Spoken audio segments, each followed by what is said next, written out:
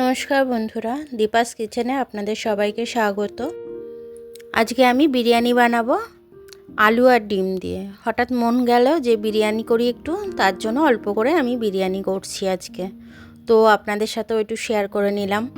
তো দেখুন, আমি বিরিয়ানি করছি। চালটা ভিজিয়ে রেখেছিলাম আগে। এটার মধ্যে একটু নুন, একটু তেল আমি ছড়িয়ে দিলাম এর ভেতরেতে, যাতে ভাতগুলো একটার সাথে একটা না লেগে যায়।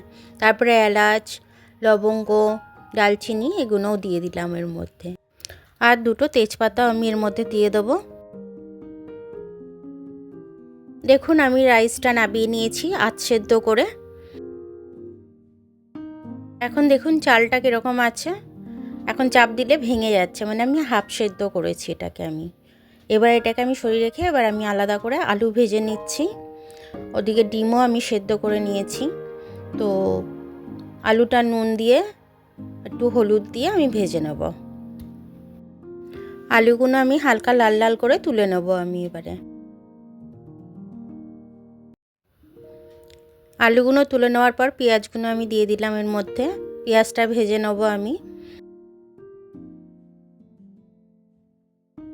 শুকনো কড়ার মধ্যে আমি বিরিয়ানির মশলাগুলো সব ভেজে নেব।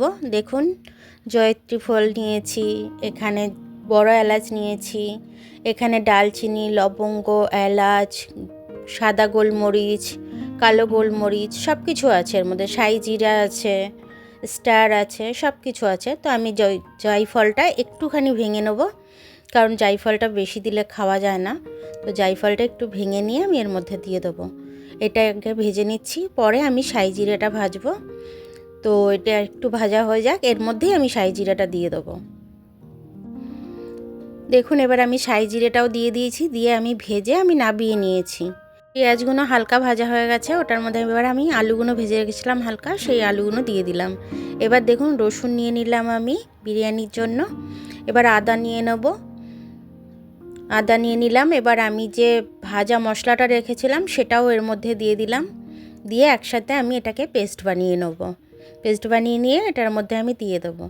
দিয়ে আমি এর মধ্যে আবার জিরে দেবো, ধনে দেবো, মশলাগুলো দিয়ে এবার আমি কষে নেবো এটাকে ভালো করে।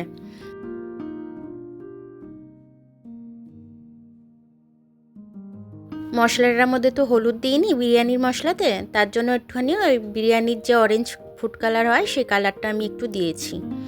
তো এবার দেখুন, এটা আমার কষা কষা হয়ে যাচ্ছে। এটা কষা কষা হয়ে গেলে আমি টক দই ফাটিয়ে নিয়েছি, টক দইটাও দিয়ে দেবো এর মধ্যে আমি।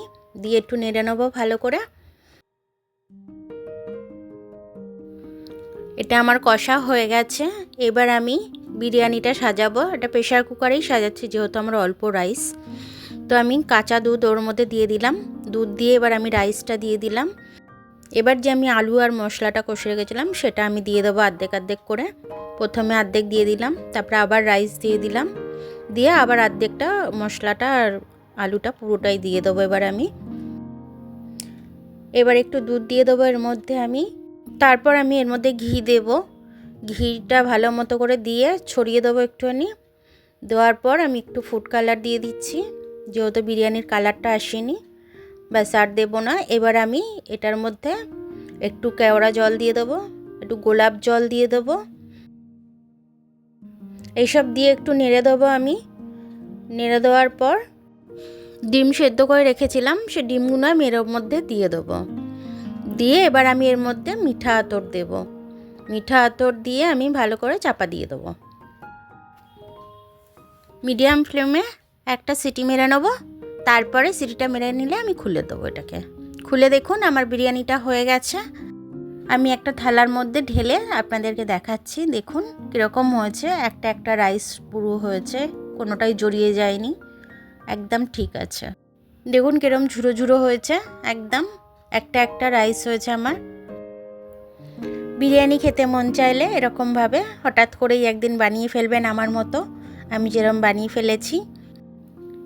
ঘরে থাকা উপকরণেই আপনাদের সিম্পলভাবে বিরিয়ানি হয়ে যাবে। যেরকম আমার মন চাইলো আমি করে ফেললাম, সেরকম আপনারাও করে ফেলবেন। ভিডিওটা দেখার জন্য অনেক অনেক ধন্যবাদ।